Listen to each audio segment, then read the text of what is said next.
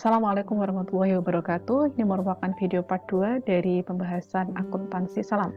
Oke, kita akan ulas sekilas atau ulang lagi terkait dengan akuntansi untuk akad yang disepakati ya. Pertama ketika akad disepakati dan kemudian modal salamnya itu dengan kas ya. Jadi di sini misalnya kasnya 100 juta. Jadi pembelinya LKS Amanah dan penjualnya adalah KUP Falah.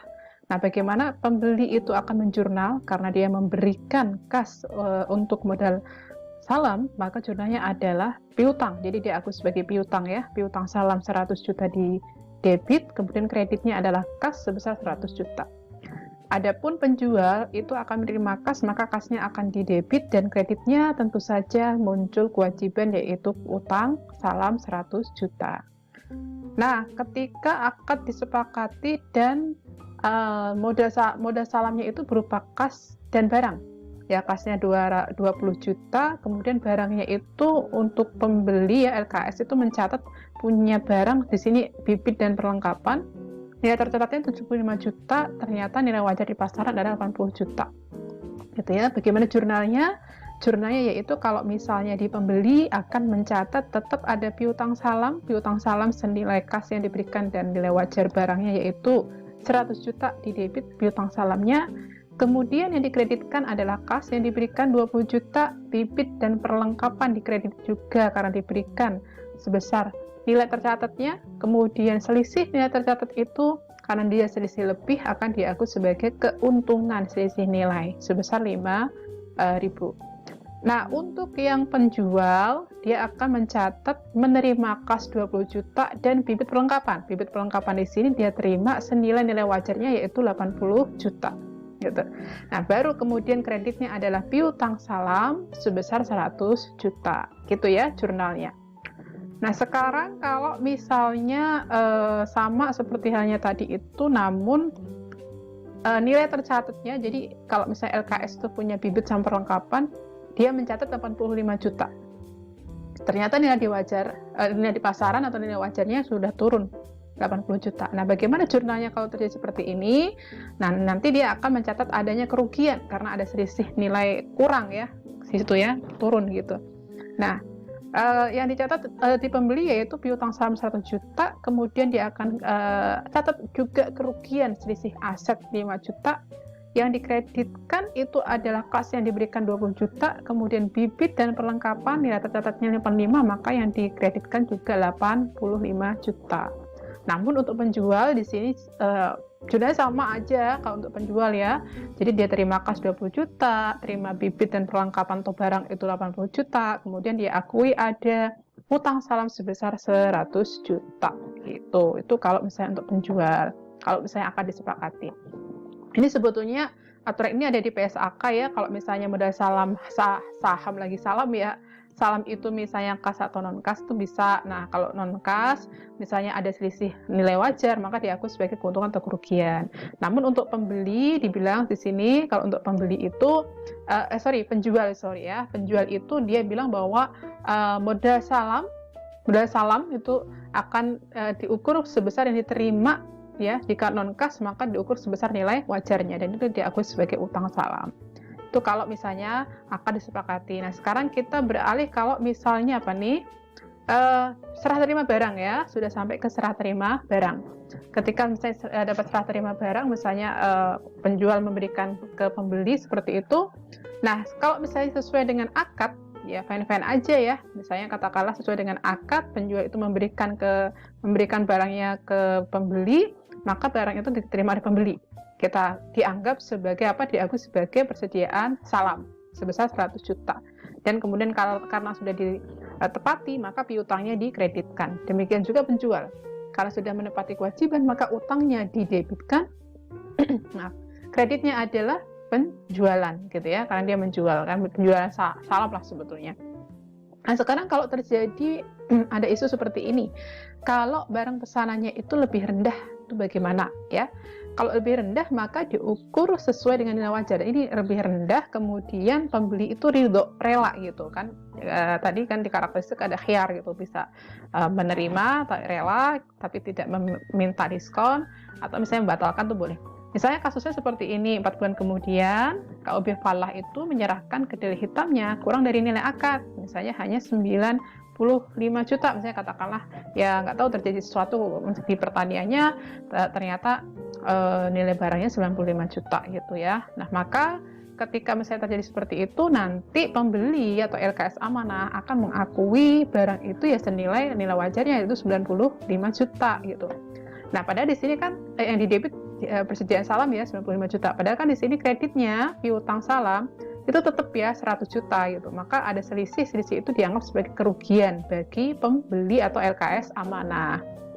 Nah, sekarang bagi penjual bagaimana ya? Kalau bagi penjual di sini utang salamnya sekarang sudah ditunaikan, ya artinya utang salamnya akan kita debitkan sebesar 100.000 dan kreditnya adalah persediaan atau penjualan di sini ya, penjualan aja kita jurnalnya, misalnya ini katakanlah periodik sistem lah, bukan perpetual penjualan, maka 100 juta seperti itu ya, itu aja sama sebetulnya kalau dari sisi penjual gitu. Kemudian kita lanjutkan kalau terjadi apa nih ya, kalau terjadi serah terima barang, masih diserah terima barang tapi pembeli itu misalnya tidak rela, tidak ridho, kualitasnya berkurang, tidak, misalnya katakanlah juga terlambat, kalau terlambat nanti bisa ada denda ya, lain lagi. Oke. Di sini kualitasnya kurang dari akad lah. Mohon maaf, kualitasnya itu kurang ya. Jadi dia misalnya katakanlah menunggu dan memberikan tenggat waktu. Nah, maka kalau terjadi seperti itu tidak ada jurnal gitu ya, karena ada refinancing lah istilahnya seperti itu. Nah, kalau misalnya di sini pembeli itu membatalkan ya, nggak jadi serah terima barang tuh nggak jadi gitu, maka kalau seperti itu pembeli nggak rela membatalkan karena kualitasnya kurang, yang terjadi adalah dia akan menerima uang dari penjual gitu ya, akhirnya dibalikin lah uangnya seperti itu. Namun ketika belum dikembalikan oleh penjual saat itu, ketika saat membatalnya, dia anggap sebagai piutang lain-lain, piutang salamnya dia kreditkan. Jadi debitnya adalah piutang lain-lain 100 juta, kreditnya adalah piutang salam. Demikian juga bagi penjual, kalau misalnya saat itu juga dia belum kasih kas, ya, ketika pembatalan belum kasih kas, dia anggap debit itu adalah utang salam. Jadi utang salamnya sudah seperti didebitkan lah, dinolkan. Namun muncul utang lain-lain, yaitu utang lain-lain adalah utang kepada pembeli atau LKS Amanah. Ketika sudah dibayarkan, penjual itu sudah punya uang, kemudian membayar ke pembeli atau LKS Amanah, maka kas akan dijurnal debit oleh pembeli sebesar 100 juta dan kreditnya adalah piutang lain-lain di sini. Kalau misalnya bagi penjual juga sama nih, utang lain-lainnya akan didebitkan ya, kreditnya adalah kas yang diberikan. Namun kalau misalnya saat pembatalan, saat itu juga penjual atau KUB Falah itu memberikan kas, maka jurnalnya ini aja, debit piutang lain, debitnya adalah kas, dari sisi pembeli nih, debitnya adalah kas, kreditnya adalah piutang salam sebesar 100 juta ya, kalau misalnya langsung dibayar.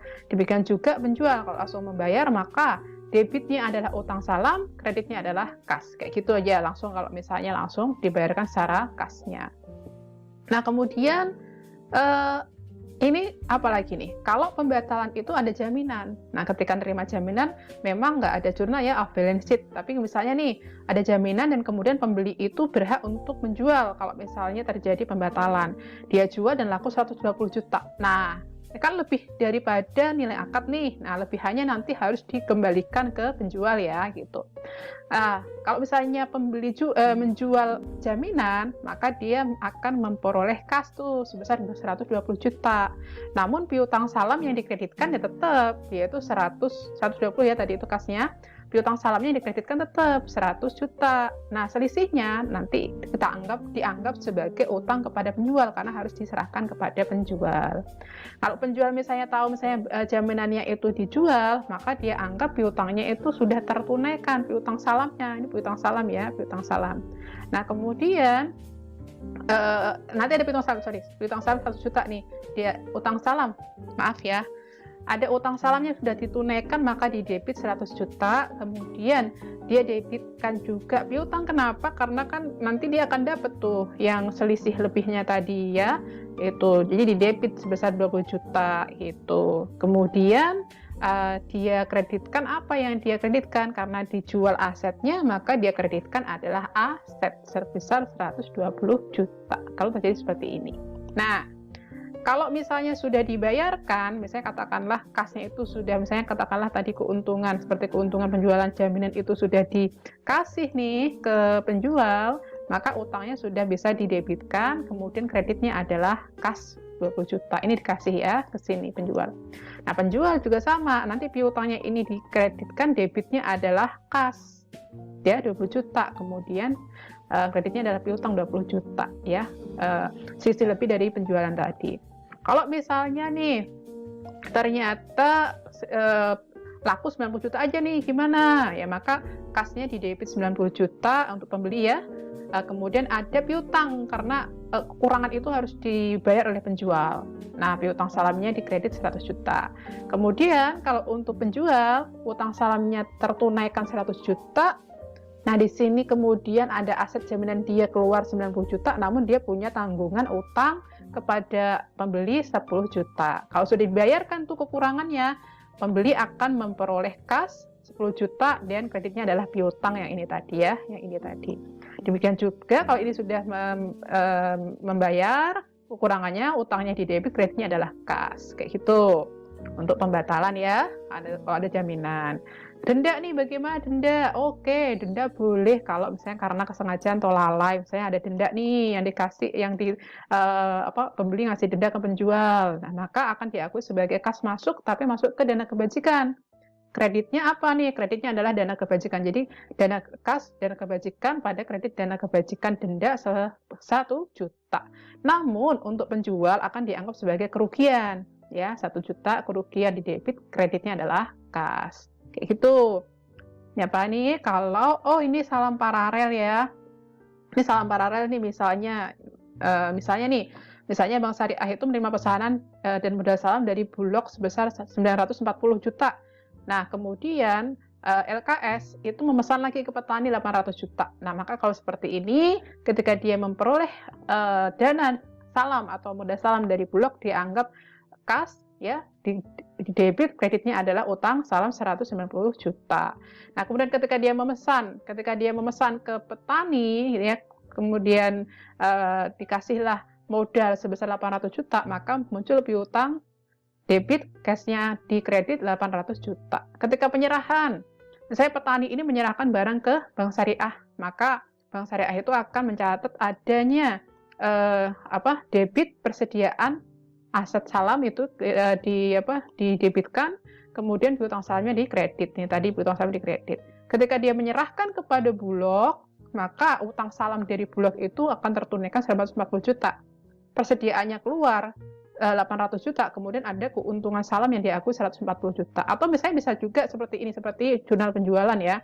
Jadi utang salam debit, kreditnya adalah penjualan salam, kemudian HPP salam, kreditnya adalah persediaan atau aset salam. Nanti di sini juga akan kelihatan keuntungannya ya, yang diterima. Kayak gitu. Tuh. Nah, sekarang kalau misalnya gini, kalau sudah pembeli itu punya barang tersebut, kemudian kok nanti harus diukur pakai ini nih, LCNRV. Ini standarnya persediaan ya. LCNRV, cost itu HPP atau harga perolehan, NRV adalah nilai yang dapat direalisasikan. Kalau nilai yang dapat direalisasikan atau NRV-nya itu lebih kecil daripada cost, maka diakui kerugian. Tapi kalau cost-nya lebih kecil, nggak ada masalah, nggak ada jurnal ya. Itu persediaan ya, ini mengacu ke PSAK persediaan. Nah, kalau penyajian, pembeli menyajikan modal salam, ya kalau pembeli ya sebagai piutang salam. Kalau penjual sebagai apa nih? Kewajiban salam gitu. Itu aja sih sebetulnya kalau penyajian ya, gitu. Nah, kalau misalnya ada paralel ya biasanya terpisah aja nanti. Oke, pengungkapan.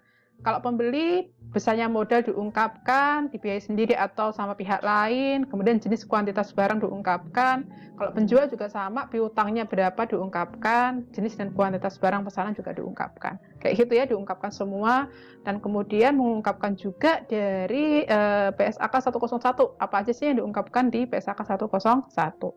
Nah, itu terkait dengan pengungkapan ya, kemudian ini referensinya, jadi itu terkait dengan akuntansi salam. Oke, kita akhiri ya, udah selesai pembahasannya. Salam lebih apa ya, lebih simpel lah dibandingkan kemarin yang merubah. Saya akhiri, mudah-mudahan bermanfaat. Wassalamualaikum warahmatullahi wabarakatuh.